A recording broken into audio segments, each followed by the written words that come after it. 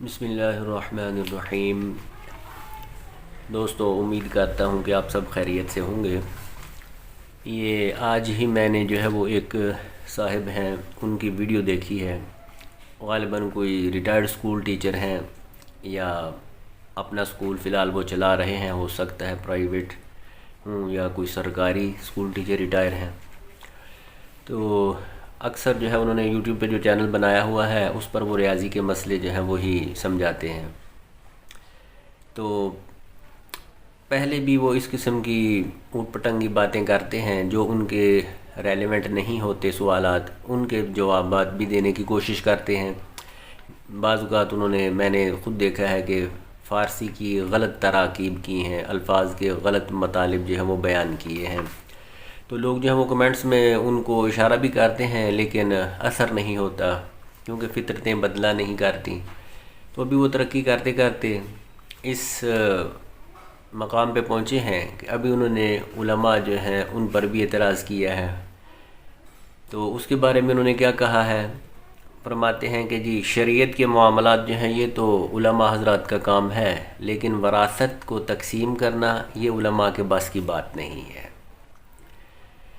تو یہ بندہ بھی پوچھے کہ عقل بڑی ہے کہ بھینس بڑی ہے، کہ شریعت کے معاملات جو ہیں وہ تو علماء کے متعلق ہیں، وہ حل کر سکتے ہیں، لیکن وراثت کی تقسیم حل نہیں کر سکتے۔ وراثت کی تقسیم جو ہے یہ شریعت کا مسئلہ نہیں ہے، بڑا اہم مسئلہ ہے شریعت کا۔ جس کو اس کی سمجھ نہیں ہے تو وہ بیچارہ عالم کس چیز کا ہے؟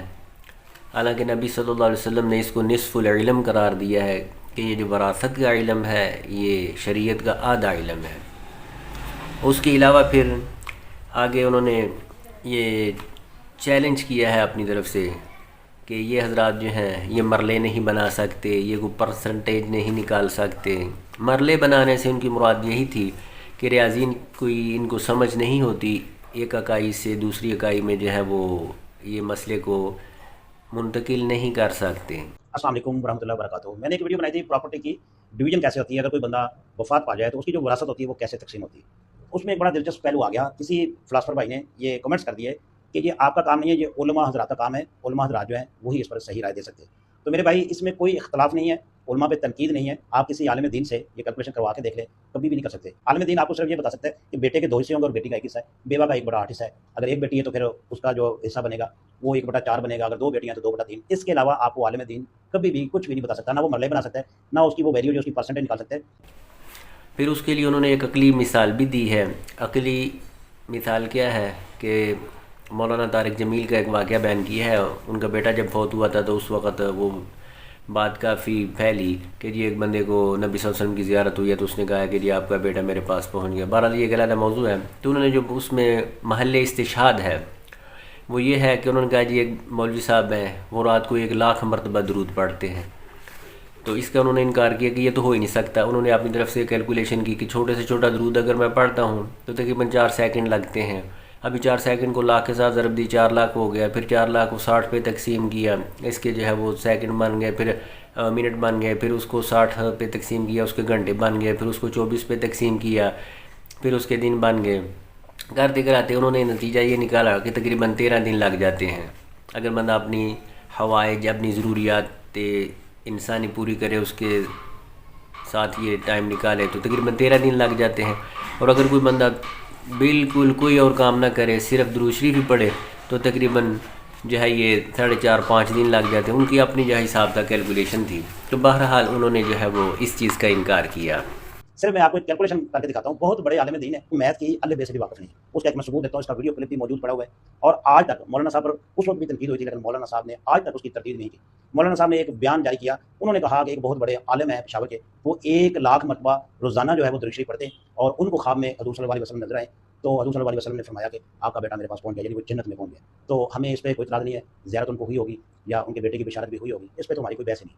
میری بحث یہ ہے، میرا پوائنٹ آف ویو یہ ہے کہ مولانا صاحب نے فرمایا کہ وہ بندہ جو ہے وہ 1,00,000 مرتبہ روزانہ رات کو درود شریف پڑھتا ہے۔ یہ یوٹیوب پہ آپ کو بالکل یہ کلپ مل جائے گا، سوشل میڈیا پہ۔ تو اب چلتے ہیں 1,00,000 مرتبہ درود پڑھنے کے لیے ہمیں کتنا ٹائم چاہیے۔ میں سب سے جو چھوٹا درود شریف ہے وہ پڑھنے جا رہا ہوں، ویسے جو درود شریف ہے وہ درود ابراہیمی ہی بنتا ہے، تو اس کے لیے ہمیں کافی ٹائم چاہیے۔ تو میں شارٹ اس لیے بنا رہا ہوں کہ سب سے جو چھوٹا درود شریف اس کو پڑھنے میں کتنا ٹائم لگتا ہے آپ گھڑی پر کیلکولیٹ کر سکتے ہیں۔ میں پڑھتا ہوں درود شریف، آپ ٹائم نوٹ کر لیں۔ اللہم صلی علی محمد وعلی آل محمد وبارک وسلم۔ تو इसको पढ़ने में मुझे तकरीबन 4 सेकंड लगे। अब हम इसकी कैलकुलेशन करें, चलते बोलिए। एक दफ़ा मैंने पढ़ा तो 4 सेकंड लगे, लाख दफ़ा पढ़ूंगा तो 4 लाख सेकंड लगेंगे। 4 लाख सेकंड्स के हम मिनट बनाते हैं, 4 लाख सेकंड्स को जब 60 पर तकसीम करेंगे, एक मिनट में 60 सेकंड होते हैं, हमारे पास आते हैं 6666.66 मिनट्स। ये मिनट्स बन गए। और हमारे पास ये जो 6666.66 मिनट्स है, इसके हम घंटे बना लेते हैं। 60 में दोबारा तकसीम करेंगे तो हमारे पास आएंगे 111.11 घंटे।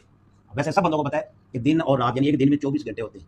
एक ये आगे 111 घंटे, 111 घंटों को जब 24 पर तकसीम करेंगे तो हमारे पास आते हैं 4.62, यानी कि 5 दिन, तकरीबन पौने 4.5 दिन से थोड़ा सा ज़्यादा है।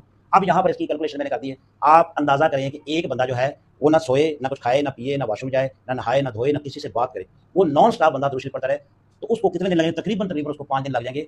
इसमें उस बंदे का जो उठना, बैठना, सोना, जागना, खाना, पीना, रोना, धोना कुछ भी नहीं है, सिर्फ बैठा रहेगा और पढ़ता रहेगा। तो 1 लाख मरतबा उसको दुरूद शरीफ पढ़ने के लिए तकरीबन 5 दिन चाहिए। अगर वो बंदा रात का जो आम तौर पर पाकिस्तान में जो हिसाब है वो 8-9 घंटे की नींद है, अगर वो बंदा दिन को तो ज़ाहिर है वो काम शाम करता है, अगर वो इसको 8 घंटे करता है तो 24 घंटे हमने किए थे, तो इसको हम 3 से ज़रा दे देंगे, क्योंकि 8 घंटे और तीसरा 8, तो ये फिर बन जाएगा हमारे पास तकरीबन 13 दिन। अगर 8 घंटे वो लगातार पढ़ता है, कुछ लोग कहेंगे जी वो लगातार जो पढ़ता है वो पढ़ सकता है। 8 घंटे में इसलिए कह रहा हूँ कि सारा नमाज, रोज़ा, जो भी मामला है वो करके, घर के काम करके, या जो भी बंदा रात को बैठ जाए 8 घंटे पढ़े, तो ये 13 दिन लगेंगे 1 लाख दुरूद शरीफ पूरा करने के लिए। तो जो आपके मौलाना हज़रात हैं उनकी मैथ इतनी ही है, इसके आगे कुछ नहीं है। और फिर आखिर पे जो है वो उन्होंने साथ साथ ये भी कहा कि मुझे उलमा पे कोई मेरा मकसद तनकीद करना नहीं है, कोई मुखालफत नहीं है, लेकिन आखिर पे फिर अपनी दबा के बड़ास भी निकाली कि ये उलमा हज़रात जो ये और कोई काम नहीं कर सकते, ये जो है ये सिर्फ़ और सिर्फ पैसे गिन सकते हैं, इतनी महंगी गाड़ियाँ रखी हुई हैं, ये है वो है। इनकी मैथ एक जगह पे बहुत अच्छी है, ये जो उलमा हज़रात हैं नोट गिनने में, नोट ये ऐसे गिनेंगे कि आप सोच नहीं सकते, कंप्यूटर मशीनें थक जाएंगी, लेकिन आपके जो मौलाना हज़रात हैं ये नहीं थकेंगे। तो बहरहाल ये जो साहिब हैं इनकी हालत वही है कि कुएं के मेंढक वाली, कि मेंढक जो कुएं में रहता है उसको पता नहीं है कि खुदा की खुदाई कितनी वसी है। सैलाब आया समुंदर से, मेंढक बह के जो है वो कुएं के अंदर आ गया, कुएं वाले मेंढक को उसने बताया दुनिया इतनी इतनी वसी है, उसने कहा नहीं ये तो हो ही नहीं सकता। थोड़ी डुबकी लगाई, कहा इतनी वसी है, उसने कहा नहीं इससे भी ज़्यादा। थोड़ी और गहरी लगाई, इतनी वसी है। समुद्र वाले कहा नहीं इससे भी ज़्यादा वसी है। तो वो जो कुएं का मेंढक था उसने वो डुबकी लगाई, आखिर तक कुएं की तह तक गया, वापस आया, कहता है इससे ज़्यादा। उसने कहा हाँ इससे भी बहुत ज़्यादा है। उसने कहा पागल इससे आगे तो कायनात ही नहीं है। तो ये इस टीचर की जो है वो हालत है। और दूसरा जो फ़ारसी का मकूला है कि चूँ आँख रमे के दर संगे नहा अस्त, ज़मीन व आसमान वे हुमा अस्त, कि पत्थर के अंदर जो कीड़ा बंद होता है उसको खुदा वहाँ पे रोज़ी दे रहा है, उसकी ज़रूरियात पूरी हो रही हैं।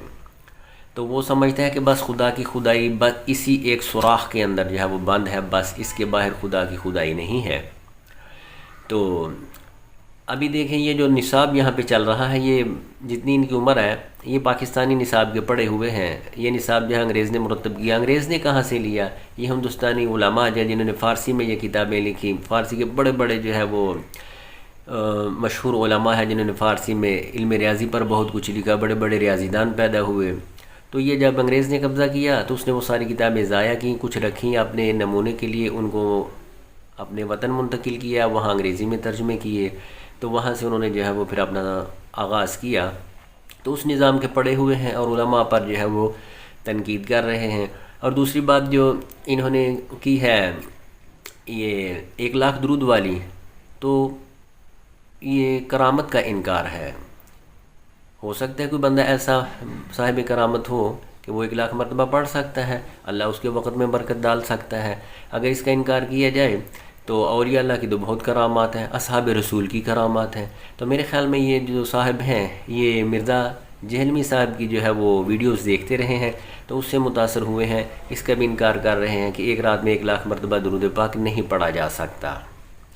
तो ये सारे का सारा कमाल जो है क्या है कि माशाअल्लाह अक़ल जो है वो उनकी इतनी ही है, उसके मुताबिक जो है वो फ़ैसला कर रहे हैं। वो जिस तरह कहते हैं कि कार पाकारा कियास अज़ खुद मगीर के मारत दर नविश्तन शेर व शीर, कि बड़े लोगों को अपने जैसा ना समझो कि उनकी भी 2 टांगें हैं, मेरी भी 2 टांगें हैं, उनके 2 हाथ हैं, मेरे भी 2 हाथ हैं, तो उनमें क्या ज़्यादा है। हालांकि शेर और शीर लिखने में दोनों एक जैसे हैं, लेकिन मतलब दोनों का मुख्तलिफ है।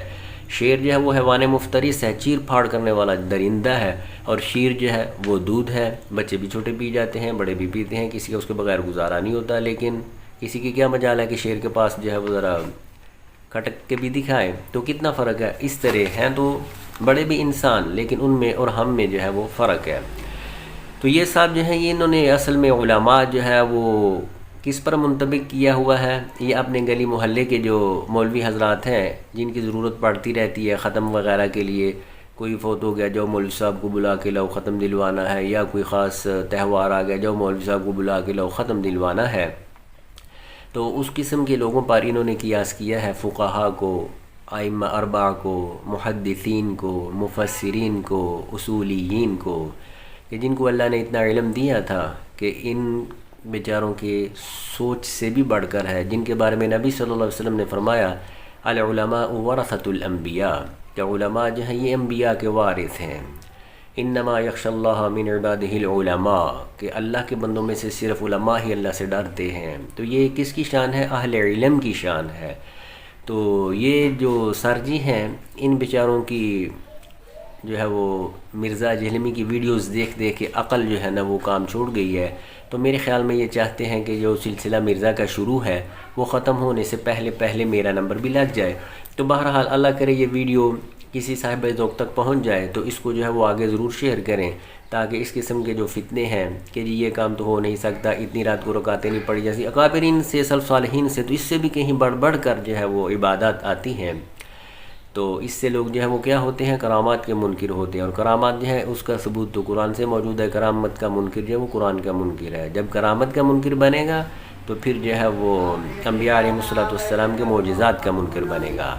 تو اس سرجی تک بھی اگر ویڈیو پہنچ جائے تو ان سے درخواست ہے کہ اگر ان کو زیادہ ہی اپنے ریاضی کا مسئلہ ہے، کچھ زیادہ ہی وہ احساس برتری میں مبتلا ہے، تو الحمدللہ ہم جو ہے وہ ان کے ساتھ بالمشافہ آمنے سامنے مباشرتاً جو ہے وہ اس موضوع پہ بات کرنے کے لیے تیار ہیں، اور ثابت کرنے کے لیے تیار ہیں کہ الحمدللہ یہ اللہ کا دین ہے، اللہ نے قیامت تک اس کو رکھنا ہے، علماء ہیں تو علماء جو ہے وہ حساب کر سکتے ہیں، آپ نے جو بھی کوئی مسئلہ ہو تو وہ بتائیں، وہ کر دیں گے۔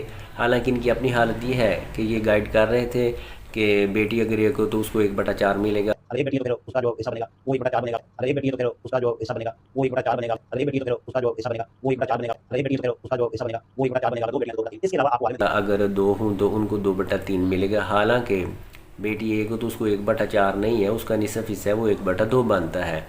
اپنی یہ حالت ہے، اوروں کو نصیحت خود میاں فصیحت۔ تو تنقید کس پر کر رہے ہیں؟ علماء پر کر رہے ہیں۔ میرے خیال میں ان کا بھی یہ جی چاہتا ہے کہ لوگ جو ہے وہ معیشت کے مسائل جو ہیں وہ تقی عثمانی صاحب سے نہ پوچھا کریں، ان سے پوچھا کریں، تو ان کو یہ ملکہ جو ہے وہ اللہ نے عطا کیا ہوا، تو ہم میں سے کوئی ان سے چھین تو نہیں سکتا۔ تو اللہ تعالیٰ سے دعا ہے کہ اللہ تعالیٰ جو ہے وہ ہمارے عقائد کی اصلاح فرمائے، حفاظت فرمائے۔ جزاک اللہ۔